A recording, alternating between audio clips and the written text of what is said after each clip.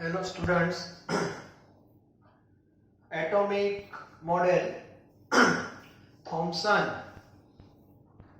ने सबसे पहले बताया था।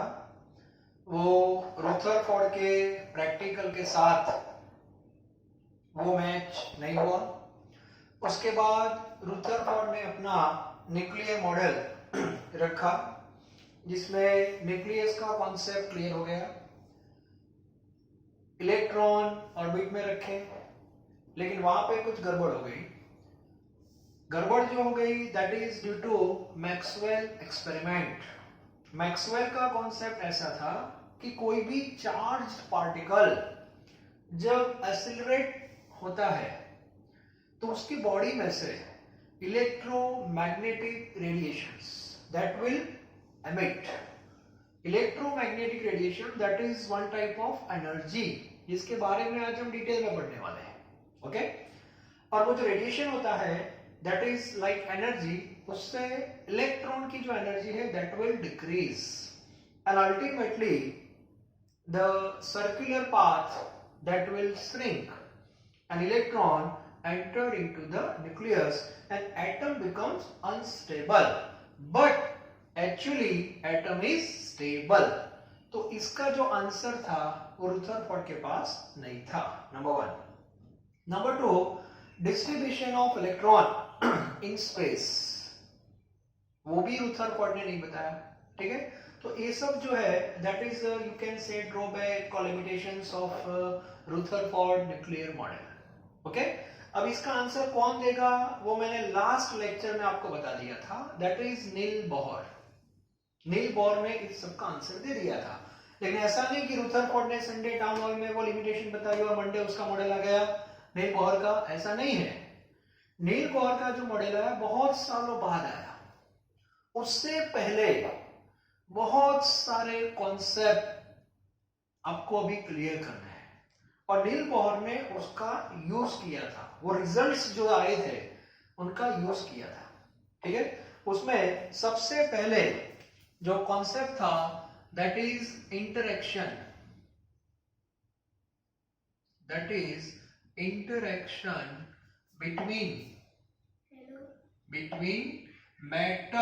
between matter and radiation। Yes, interaction between matter and radiations. Okay, तो सबसे पहले एक कॉन्सेप्ट, मैटर और रेडिएशन के बीच में डिफरेंट इंटरेक्शन होते हैं। मैटर क्या है वो हमें पता है।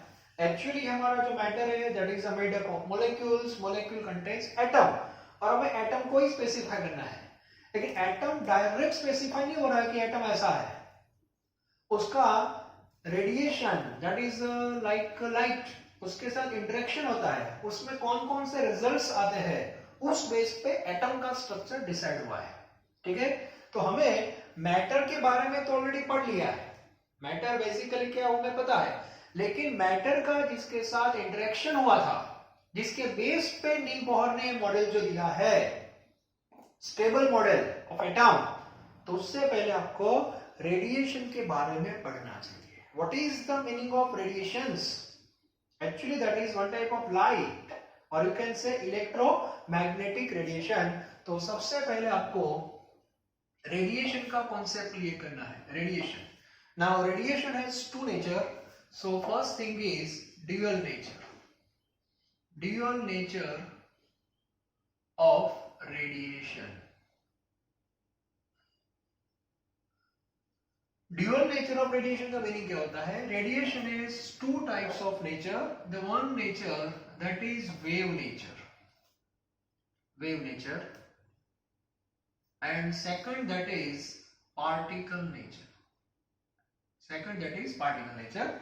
मतलब रेडिएशन के पास दो नेचर होते हैं। मतलब कोई भी सोर्स है लाइक हीटेड रोड और यू कैन से सनलाइट में जो रेज बाहर आ रहे हैं, ठीक है, that is actually radiations which is known as electromagnetic radiations.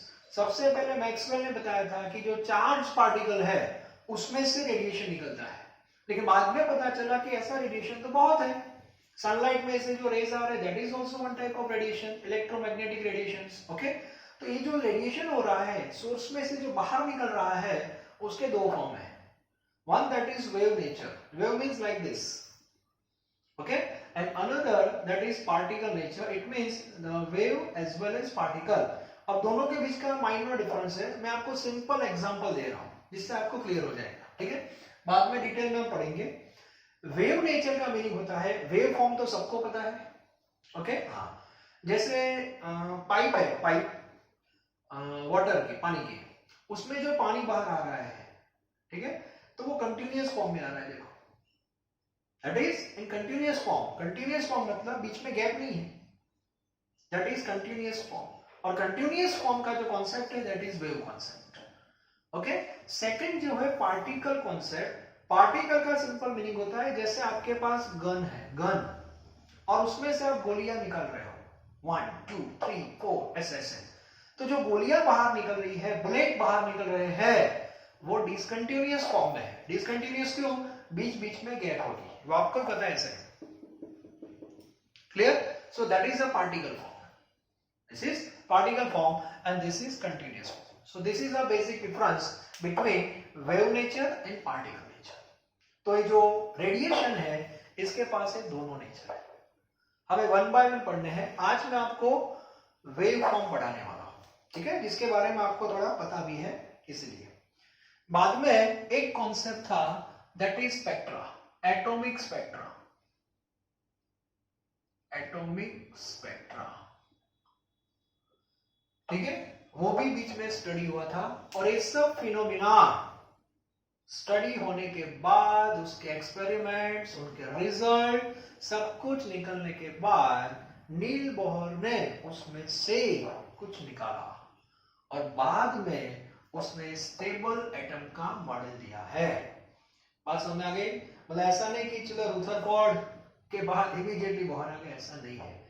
मतलब अब हम चैप्टर से थोड़ा बाहर निकल रहे हैं. बाहर इट मींस एक चैप्टर एटम का है. An atom that is a particle of matter. तो एक्चुअली ये चैप्टर मैटर का है, लेकिन बीच में हम किसको ला रहे हैं? रेडिएशन को ला रहे हैं. उसका रीजन है एटम का जो मॉडल डिसाइड हुआ था, फाइनल मॉडल जो डिसाइड हुआ था, स्टेबल मॉडल आफ्टर रुथरफोर्ड, जो नील बोहर ने दिया था, उससे पहले रेडिएशन और मैटर के बीच में डिफरेंट टाइप्स ऑफ इंटरेक्शन का कॉन्सेप्ट है. रेडिएशन के ड्यूअल नेचर है. तो एटॉमिक स्पेक्ट्रा क्या है, तो ये सब पहले आपको क्लियर करना पड़ेगा. उसके बाद हम नील बोहर के पास जाएंगे.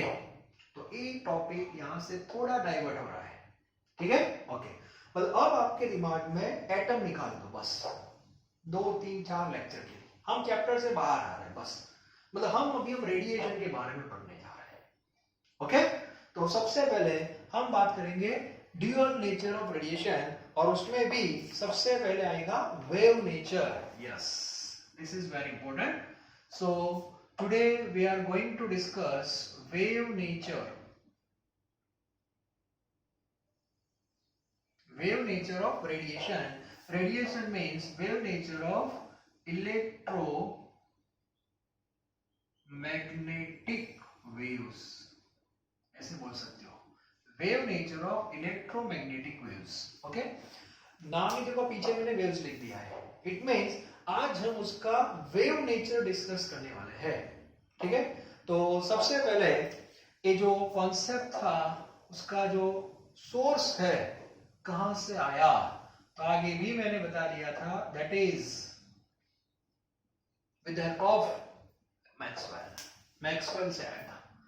मैक्सवेल ने जो एक्सपेरिमेंट किए थे, कौन से एक्सपेरिमेंट, फिर से रिपीट कर रहा हूं. चार्ज पार्टिकल जब एक्सीलरेट हो रहा है तो उसकी बॉडी में से रेडिएशन एमिट हो रहा है. तो सबसे पहले जो रेडिएशन का कॉन्सेप्ट था वो यहां से आया. क्लियर? ओके.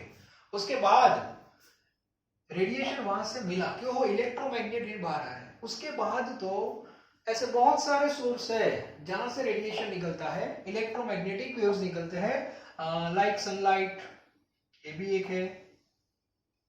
ठीक है. मैक्सवेल का जो कॉन्सेप्ट है वो, उसका सोर्स कौन था? Charged particle. याद रखना, इसमें से बाहर निकलते हैं. ये मैक्सवेल ने बताया था. Okay.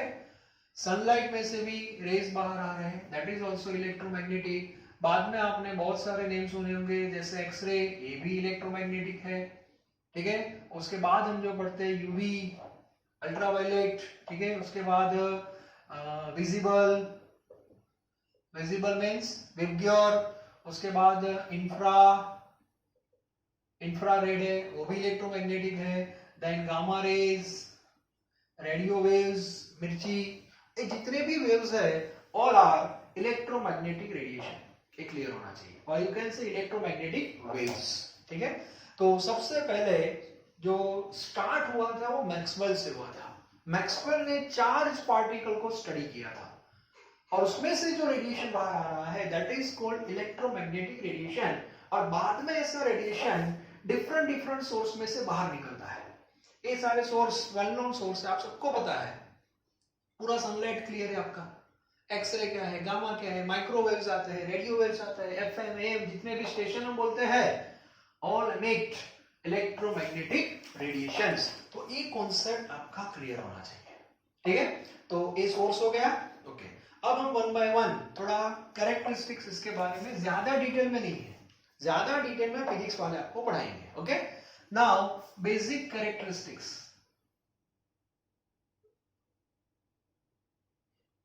Characteristics of electromagnetic radiation.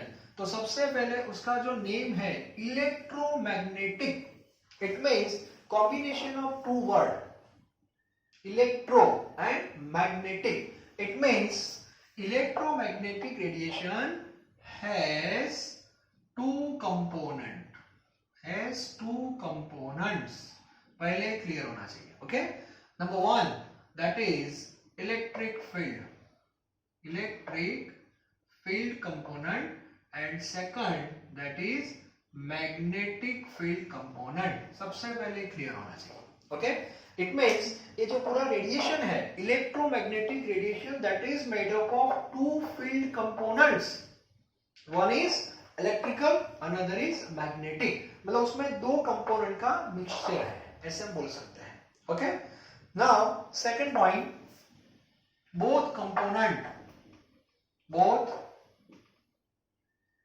components are perpendicular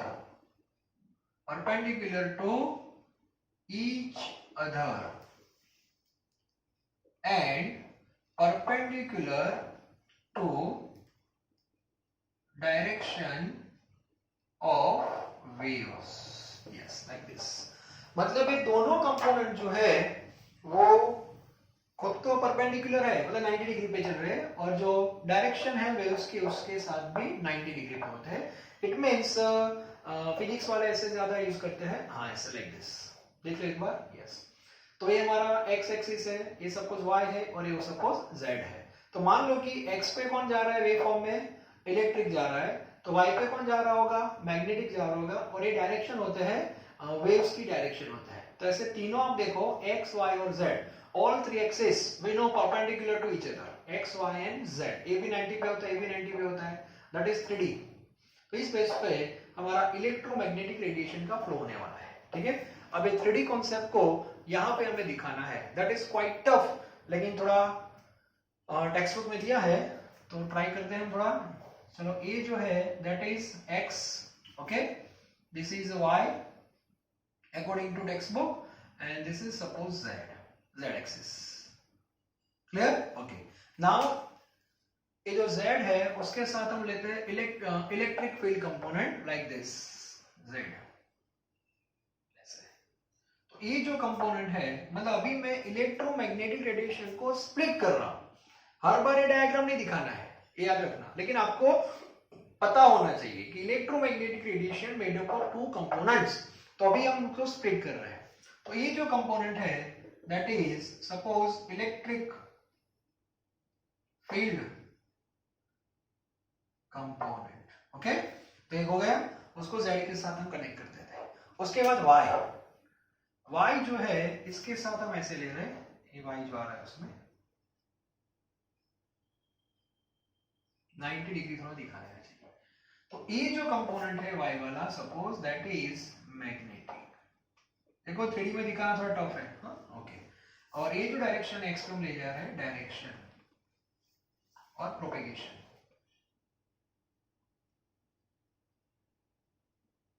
propagation of waves, okay. तो इस बेस पे टेक्स्ट बुक में डायग्राम दिया है। Then for propagation of electromagnetic radiation no medium is required. जैसे आपको पता है सनलाइट जब अर्थ पे आ रही है तो बीच में कोई मीडियम की जरूरत नहीं है, मतलब हो भी सकता, कोई फर्क नहीं पड़ता, ठीक है। तो इतने पॉइंट्स जो है बेसिक वो थोड़े आपको पता होने चाहिए रिगार्डिंग इलेक्ट्रोमैग्नेटिक रेडिएशन। सबसे पहले मैं क्लियर करा दूं फिर से एक बार, इलेक्ट्रोमैग्नेटिक रेडिएशन का कॉन्सेप्ट फर्स्ट टाइम कौन लेके आया? मैक्सवेल। और वहां पे उसका सोर्स क्या था? That is charge particle. बस इतना माइंडसेट करो, ओके। इसके बाद एक कॉन्सेप्ट इधर किया गया, all emit electromagnetic radiation, and these simple characteristics of electromagnetic radiation made up of two components, electric and magnetic, perpendicular to each other and as well as perpendicular to direction of propagations of waves. Clear? And no medium required for their propagations. तो इतनी basic information आपके पास होनी चाहिए। Clear? Okay. और जितने भी waves है, radiation है, उसकी वेलोसिटी भी होगी। वेलोसिटी आपको पता है, एक्चुअली वेलोसिटी ऑफ लाइट जिसको आप बोलते हैं, वैल्यू भी पता होगी, 3 × 10⁸ मीटर पर सेकंड। ये भी आपका क्लियर है, ओके। तो ये बेसिक इंफॉर्मेशन हो गई रेडिएशन की। अभी भी कुछ टर्म्स है, जैसे आपने सुने होंगे वेवलेंथ, फ्रीक्वेंसी, वेव नंबर नहीं सुना होगा, वेवलेंथ आपने सुना है। टेक्स्ट बुक में थोड़ा प्रॉपर दिया नहीं है, लेकिन मैं थोड़ा आपको अलग से ले जाता हूँ। टेक्स्ट बुक में बस इतनी इंफॉर्मेशन दे रखी है और फिर शॉर्ट में बता दिया है। अब बेसिक टर्म्स जो है that is associated with waves, वो आपको पता होनी चाहिए, ओके।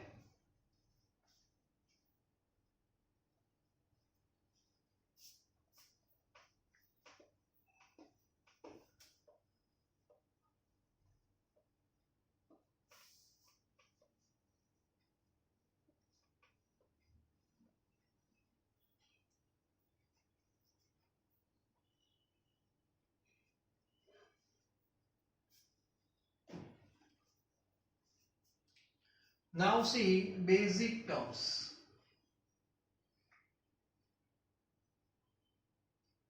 बेसिक टर्म्स में सबसे पहले हम एक वेव है उसको दिखा दे रहे हैं। This is one diagram of electromagnetic radiation. अब हम दो कंपोनेंट दिखाएंगे, ठीक है। अब वेव फॉर्म आपके सामने आ गया, चलो ठीक है।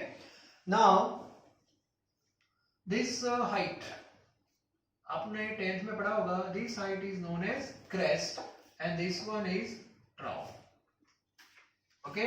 Again this one is crest and this one is trough, okay. ये सब आपने सुना होगा। अब सबसे पहला जो बेसिक टर्म्स है that is wavelength. Now what is the meaning of wavelength? अब wavelength किसको बोलते हैं, okay? तो wavelength जो है that is a distance between two consecutive crest or you can say two consecutive trough। एक क्लियर होना चाहिए, ठीक है। उसको बोलते हैं वेवलेंथ। इसका सिंबल क्या है? लैम्बडा। तो ये जो डिस्टेंस है दैट इज लैम्बडा, और ये डिस्टेंस भी लैम्बडा है, ओके। तो ये पहले क्लियर होना चाहिए, क्रेस्ट और ट्रॉफ का डिस्टेंस। यूनिट के बारे में आप क्या लिखोगे? तो सिंपल है, यूनिट में एंगस्ट्रॉम भी यूज कर सकते हो, metre, centimetre, nanometer and picometer. Now relation 1 angstrom is equal to 10 raised to minus 10 meter, 1 angstrom is equal to 10 raised to minus 8 centimeter, 1 meter is equal to 10 raised to 2 centimeter. ये सब आपको पता होना चाहिए। 1 nanometer is equal to 10 raised to minus 9 meter, 1 picometer is equal to 10 raised to minus 12 meter. So all information regarding wavelength. Now another term that is frequency. Frequency का symbol है nu, not f. Okay, physics वाले f लिखते हैं, chemistry में nu बोलते हैं। क्या बोलते हैं? nu. Okay, frequency. Frequency का meaning क्या होता है? Number of waves. Number of waves passed at particular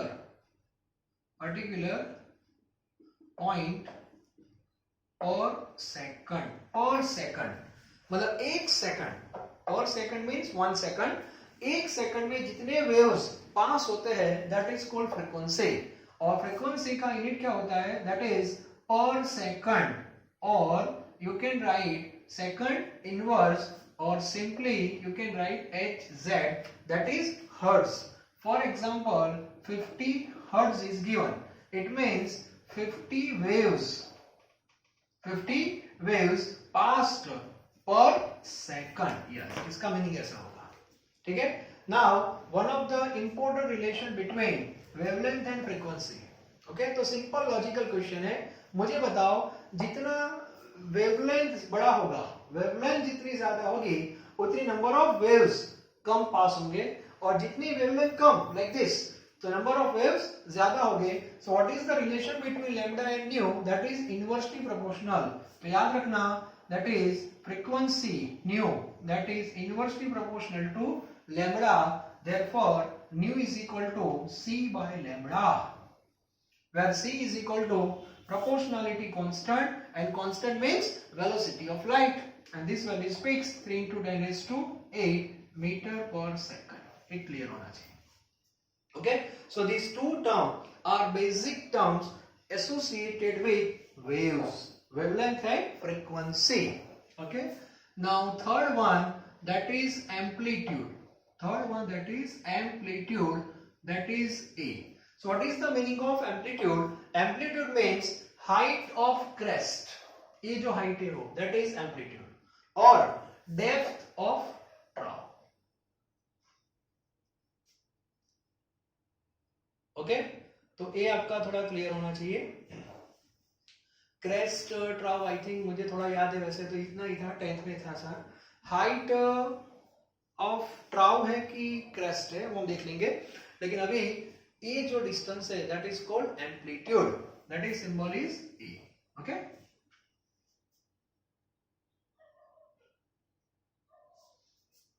These two term I will check, okay, no problem. Amplitude it means height, ये क्लियर होना चाहिए, ओके। उसके बाद fourth term that is wave number, wave number. Now what is the meaning of wave number? Wave number means number of waves passed per unit length, number of waves passed the per unit length। तो ये जो definition है that is actually inverse of wavelength। So wave number का symbol है nu bar, and nu bar is equal to 1 upon lambda, 1 upon lambda, और इसका unit क्या होगा, सिंपल मीटर इनवर्स और सेंटीमीटर इनवर्स, क्योंकि लैम्बडा किस में है, मीटर या तो सेंटीमीटर में है, तो उसका इनवर्स क्या होगा, मीटर इनवर्स और सेंटीमीटर इनवर्स। तो number of waves passed per unit length, that is per unit length means 1 centimetre 1 metre ऐसे, ठीक है। पर सेकंड जो है वो फ्रीक्वेंसी है, और पर यूनिट लेंथ है वो वेव नंबर है। तो ये तीन टर्म जो है वेवलेंथ, फ्रीक्वेंसी और वेव नंबर, ये बहुत इंपॉर्टेंट है, ओके। तो इस बेस पे ये सब बेसिक टर्म्स है that is involve in wave. ये दो हम चेक कर लेंगे, क्रेस्ट और ट्राउ। हाँ, ये 10th में शायद कुछ था, ज्यादा इंपॉर्टेंट है नहीं, फिर भी आपको पता होना चाहिए, ओके। Okay, now classification. अब जो मैंने आपको बताए थे वेव्स, डिफरेंट एक्सरे, गामा, तो ये सब का जो क्लासिफिकेशन होता है that is on the basis of either wavelength और फ्रीक्वेंसी। तो हम वेवलेंथ के बेस पे अरेंज करते हैं। तो सबसे पहले कम वेवलेंथ किसकी होती है, तो सबसे कम वेवलेंथ होती है कॉस्मिक रेज, कॉस्मिक रेज।